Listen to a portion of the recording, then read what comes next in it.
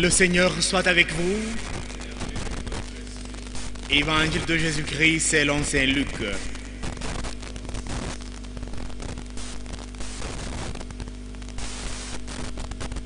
Parmi ses disciples, le Seigneur en désigna encore 72 et les envoya deux par deux devant lui dans toutes les villes et localités où lui-même devait aller. Il leur dit: la moisson est abondante, mais les ouvriers sont peu nombreux. Priez donc le maître de la moisson d'envoyer des ouvriers pour sa moisson. Allez, je vous envoie comme des agneaux au milieu des loups.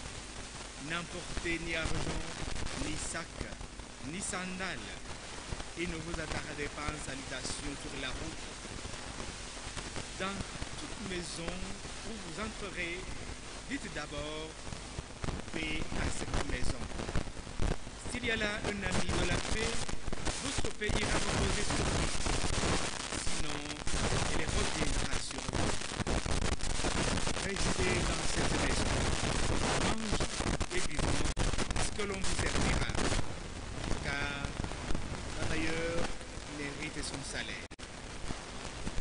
Ne passez pas de maison en maison. Dans toute ville où vous entrerez et où vous serez accueillis, mangez ce que l'on vous offrira. Guérissez les malades et dites aux habitants: le règne de Dieu est tout proche. Mais dans toute ville où vous entrerez et où vous ne serez pas accueillis, sautez sur les places et dites: même la poussière de votre ville collée à nos pieds, nous la secouons pour vous la laisser. Pourtant, sachez-le, le règne de Dieu est tout proche. Je vous le déclare, au jour du jugement, Sodome sera traité moins sévèrement que cette ville. Les 72 disciples revinrent tout joyeux et racontaient: Seigneur, même les esprits mauvais nous sont soumis en ton nom. Jésus leur a dit: je voyais Satan tomber du ciel comme l'éclair. Je vous ai donné pouvoir d'écraser serpents et scorpions et pouvoir sur toute la puissance de l'ennemi. Et rien ne pourra vous faire du mal. Cependant, ne vous réjouissez pas parce que les esprits vous sont soumis, mais réjouissez-vous parce que vos noms sont inscrits dans les cieux. Acclamons cet évangile du Seigneur.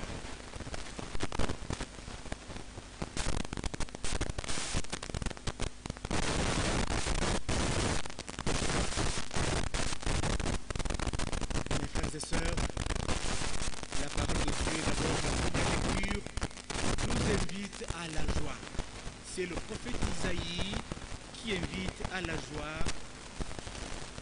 tous les hommes de Jérusalem et les sympathisants de Jérusalem. Exultez à cause de Jérusalem, vous qui l'aimez. Avec elle, soyez dans l'allégresse, vous tous qui portiez son deuil.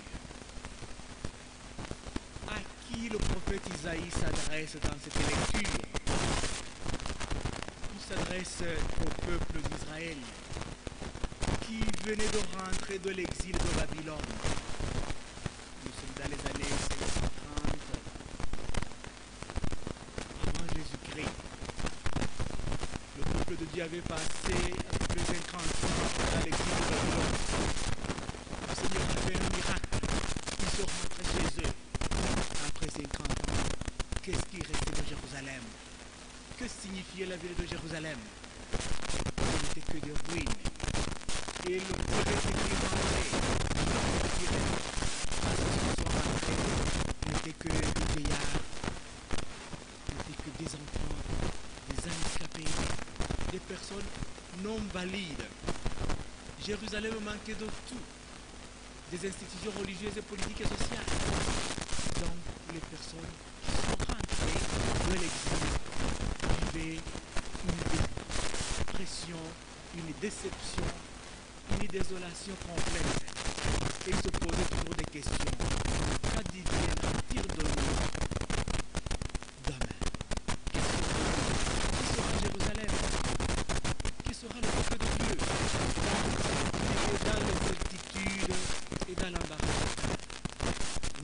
pensé que le Seigneur avait accompli un miracle pour leur retour. Mais pour leur survie, il va tenir les moments difficiles de ce retour au Seigneur. Il faut penser aussi au Rwanda, après le génocide de 1994. Comment était le Rwanda? Ceux qui rentraient de l'exil, ceux qui se trouvaient déjà dans le pays, quel état en avait-il? Une certitude totale. On croyait même que Dieu avait abandonné le Rwanda à voir toutes les ruines, les orphelins,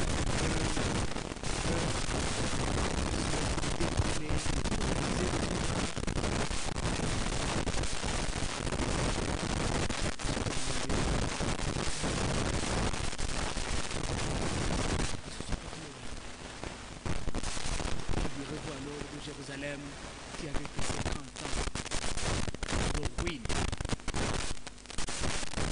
C'est à ce petit reste que le prophète Isaïe s'adresse à nous. Que le deuil est fini, qu'ils ne seront plus traumatisés, ils ne seront plus des orphelins, que Dieu va leur traiter comme une mère traite un petit enfant, qui sera nourri de son lait. Ils connaîtront la paix à jamais. Ils sauront conduire la paix sur Jérusalem comme un fleuve, comme un torrent d'eau sur Jérusalem. Ici, le Seigneur,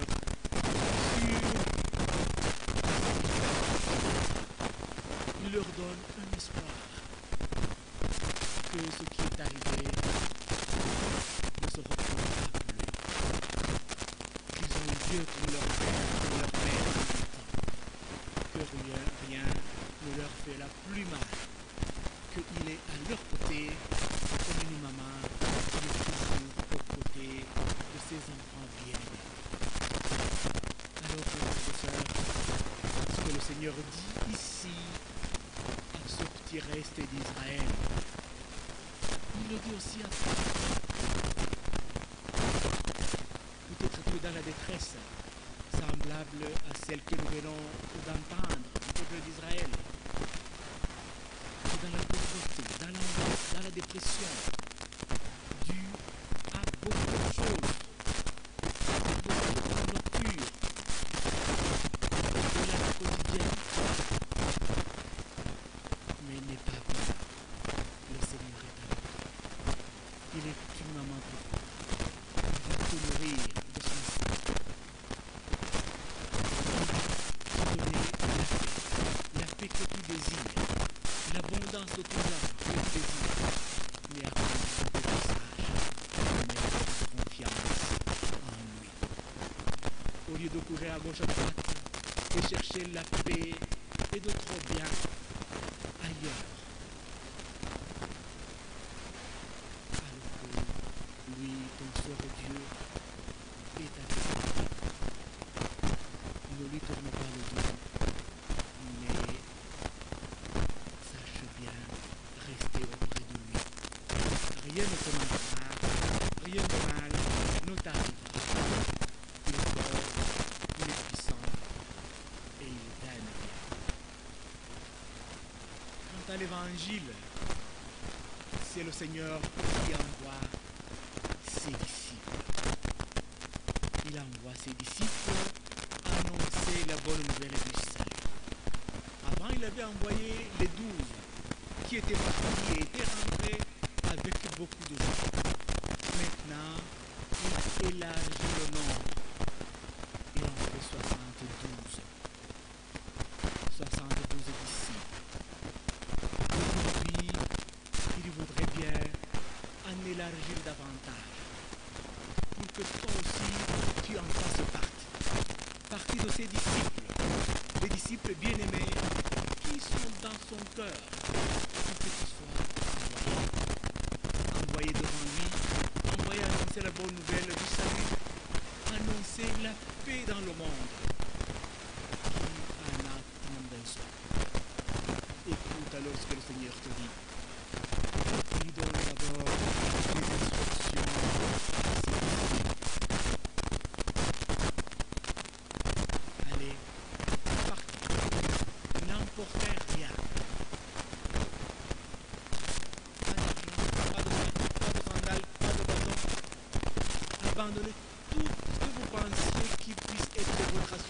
sur la rue.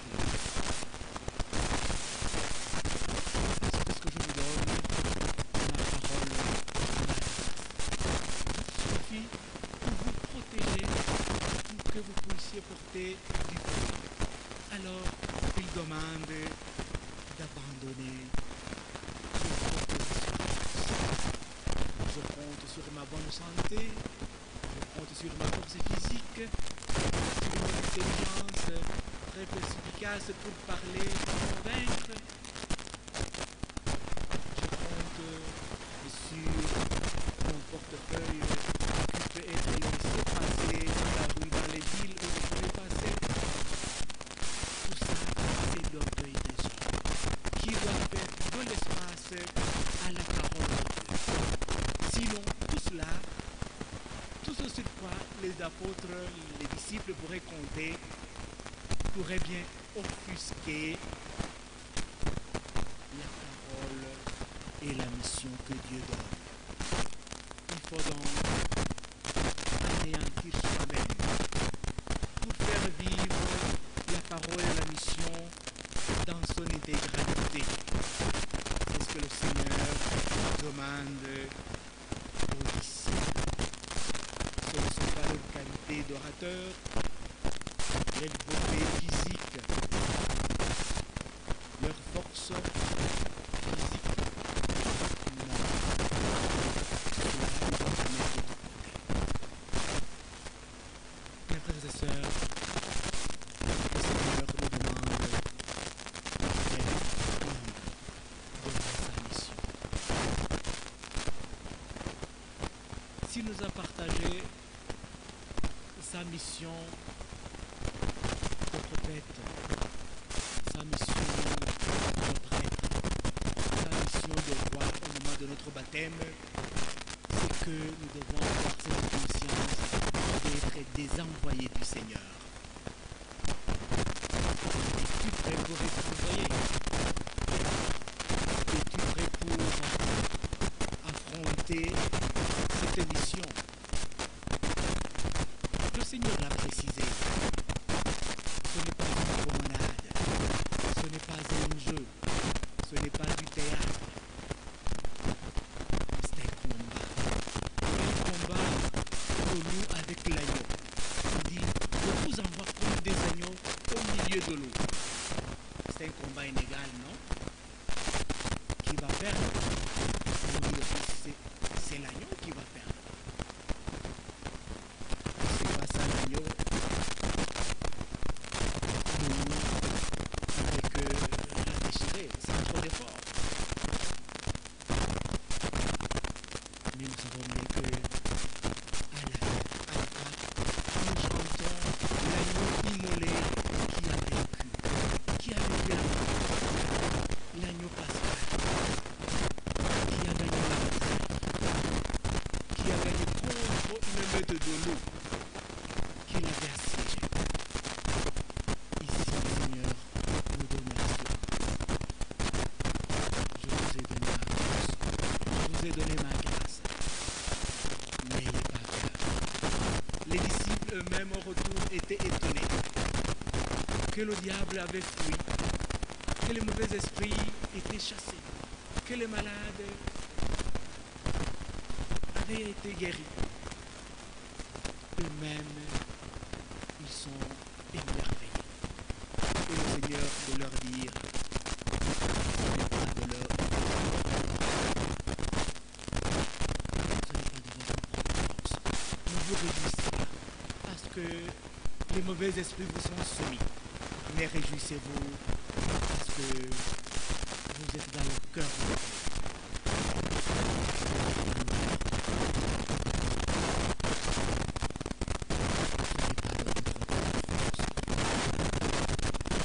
Parce que le Seigneur vous a fait confiance et vous avez vous aussi accepté ce défi. Alors, vous êtes les bienheureux. Mes frères et sœurs, à nous aussi de nous demander quelle mission accomplissons. Peut-être nous sommes seulement les chrétiens du dimanche. Nous notre vie chrétienne est d'un petit moment. Et nous revenons dans notre routine quotidienne. Sans penser que la célébration eucharistique se conclut toujours par un envoi en mission. Le Seigneur dit, allez en paix. Allez en paix. Ce n'est pas pour aller vous reposer. Ce n'est pas pour aller seulement rendre grâce à Dieu. Être satisfait seulement d'avoir assisté à la messe. Mais c'est pour aller en mission contre les maux de son nom. C'est ce que veut dire aussi la messe. En latin, le prêtre finissait par dire Ite missa est. Ite missa est. C'est de là qu'est parti le sacrifice de la messe. Ite missa est. Parce que vous êtes envoyés. Vous êtes envoyés en mission.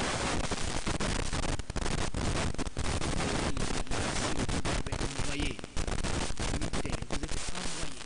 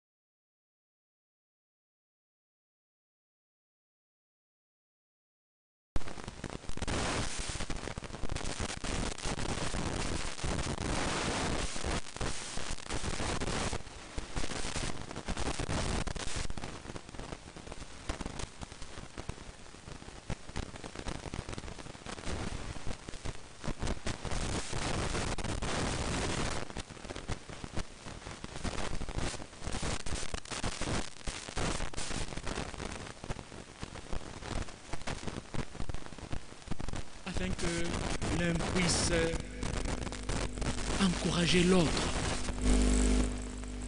pour qu'il puisse partir main dans la main. Celui qui est fatigué, qu'il puisse être soutenu par l'autre. Celui qui veut être bavard, qu'il puisse être tiré par l'autre, afin que la mission puisse s'accomplir dans l'harmonie et dans la joie fraternelle. Pense aussi à ta fraternité. Comment est-ce que tu la vis? Ta fraternité avec ton conjoint, ta fraternité avec ton collègue de travail, avec ton voisin de quartier. Comment est-ce que tu y vis cette fraternité que le Seigneur recommande à ses disciples? Ce témoignage d'amour, cette émission que le Seigneur te confie dès aujourd'hui. Peut-être tu as peur de dénoncer quoi que ce soit envers tes amis qui sont dans la mauvaise voie contre la vie chrétienne. Tu as peur. Tu distingues l'eau, il va me dévorer. Si je lui dis qu'il vit dans le péché, si je lui dis que c'est un voleur, si je lui dis que c'est un assassin, si je lui dis toutes les mauvaises conduites qu'il a adoptées, il va me dévorer. Mais n'aie pas peur. Mais n'aie pas peur. Le Seigneur est avec toi. C'est lui qui t'envoie. Tu verras. Alors, sachons bien ce que nous allons faire dès aujourd'hui. Si le Seigneur t'envoie, tu dois te donner une tâche au moins de parler à ton voisin, à ton ami, que tu sais qu'il a abandonné l'assistance à la messe. Il y en a beaucoup qui se contentent de rester devant leur télévision ou devant la radio, alors qu'ils sont valides et qu'ils peuvent aussi participer à la messe avec les autres.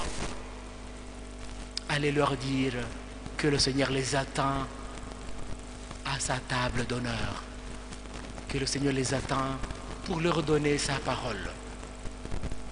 Il y a ceux qui ont adopté de rester à la maison les dimanches, accomplir les travaux arriérés de leur famille ou de leurs affaires business, de s'occuper du soin physique par le sport, en mettant de côté la vie spirituelle. Tout cela te regarde. À toi de leur dire que le Seigneur n'agrée pas de tels comportements. C'est à toi de les relever et leur dire que le Seigneur est grand, que s'ils mettent leur confiance, que s'ils dépensent leur petit temps pour le Seigneur, que le Seigneur leur donnera le centuple sur ce qu'ils auront investi.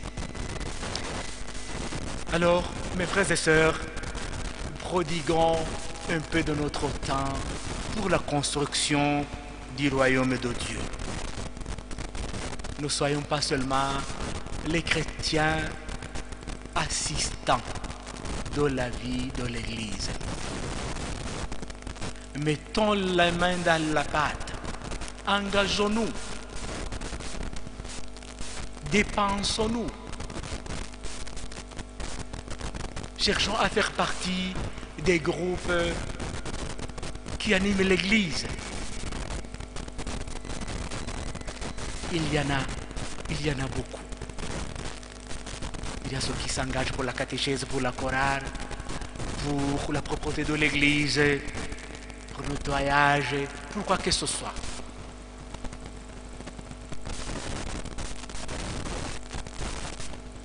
Ta participation à la vie de l'Église ne doit pas se contenter seulement de cette assistance lointaine.